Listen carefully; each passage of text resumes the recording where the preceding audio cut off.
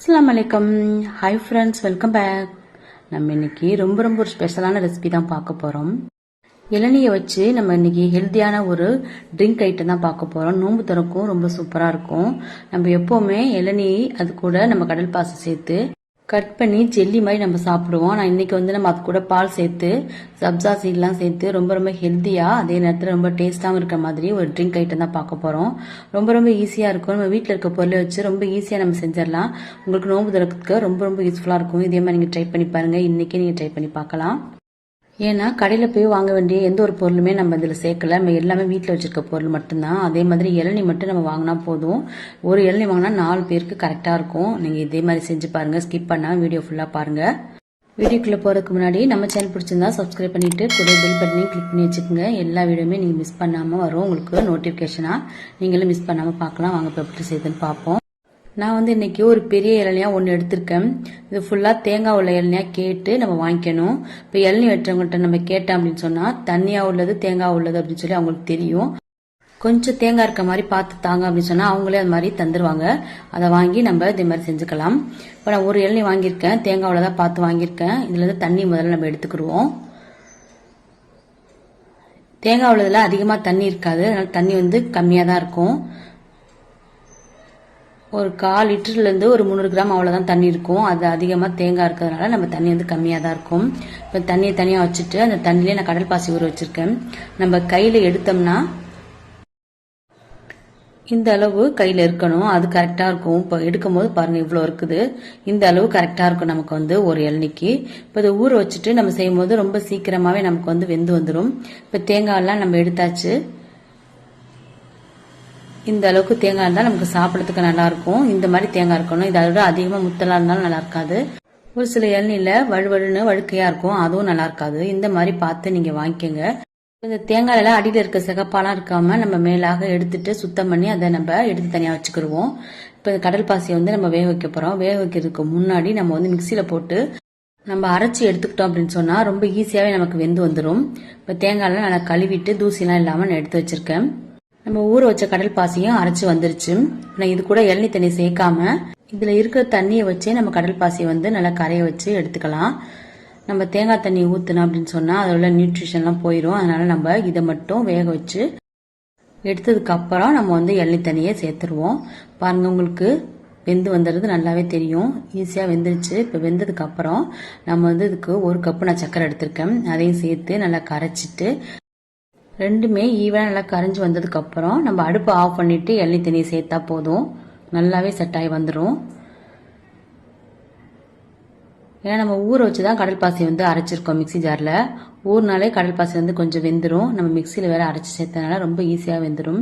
நம்ம போட்ட சக்கரை கடல் பாசி ரெண்டுமே நல்லா கரைஞ்சி வெந்துருச்சு. இப்போ நம்ம அடுப்பை ஆஃப் பண்ணிட்டு நம்ம எடுத்து வச்ச இளநீ தண்ணியை சேர்த்து நல்லா கலந்து விட்டுறணும். நம்ம இளநீ தண்ணி சேர்த்ததுக்கு அப்புறம் அடுப்பை ஆஃப் பண்ணிடலாம். கொதிக்க வைக்கணும்னு அவசியம்லாம் இல்லை. நல்லாவே செட் ஆகி நமக்கு வந்துடும். இப்போ ஃபுல்லாக நல்லா பீட்ரு வச்சு நல்லா கலந்துட்டு நம்ம வடிகட்டி செட் பண்ணி வச்சிட வேண்டியதுதான். நம்ம இந்த மாதிரி செய்யும் போது இளநீ தண்ணியுடைய சத்து கொஞ்சம் கூட வேஸ்ட் ஆகாது. அதே மாதிரி நம்ம இளநீல உள்ள டேஸ்ட்டுமே அப்படியே தான் இருக்கும். அது மாதிரி செட் ஆகி வர்றதும் சூப்பராகவே செட் ஆகி வந்துடும். ஆறி வெதுப்பா இருக்கும்போது நம்ம ஃப்ரிட்ஜில் வச்சு எடுத்துட்டோம் அப்படின்னு சொன்னா நம்ம கட் பண்ணதுக்கு நல்லா சூப்பராக செட் ஆகி வந்துடும். இப்போ இது அப்படியே ஆறிட்டு இருக்கட்டும். நம்ம தேங்காய் எடுத்து வச்சிருந்தோம் இல்லையா, அதை இது மாதிரி கட் பண்ணி மிக்சி ஜார்ல சேர்த்துட்டு அது கூட அமுலியா பால் பவுடர் நான் 2 பாக்கெட் எடுத்திருக்கேன். நான் செய்யற அளவுக்கு இந்த 2 பாக்கெட் கரெக்டா இருக்கும். அது கூட சக்கரை நம்ம 1 கப்பு கடல் பாசியில சேர்த்துடணும். இப்போ தேங்காய் கூட 1 கப்பு சக்கரை சேர்த்து இந்த மாதிரி அரைச்சு எடுத்துக்கணும். ரொம்ப நைஸா அரைக்காம. இப்போ நம்ம ஊற்றி வச்ச அந்த ஜெல்லியும் செட் ஆகி வந்துருச்சு. இப்போ இதை நம்ம வாயில கழிப்படுற அளவுக்கு நல்லா சின்ன பீஸா நறுக்கி எடுத்துக்கணும். எந்த அளவுக்கு நீங்க பொடியா நறுக்க முடியுமோ அந்த அளவுக்கு நறுக்கி எடுத்துக்கோங்க. நல்லா செட் ஆகி வந்திருக்காங்க. நமக்கு ஈஸியாவே நறுக்க வர்றது உங்களுக்கு பார்க்கும்போது தெரியும். இப்போ ஃபுல்லா நமக்கு ரெடியாகி வந்துருச்சு.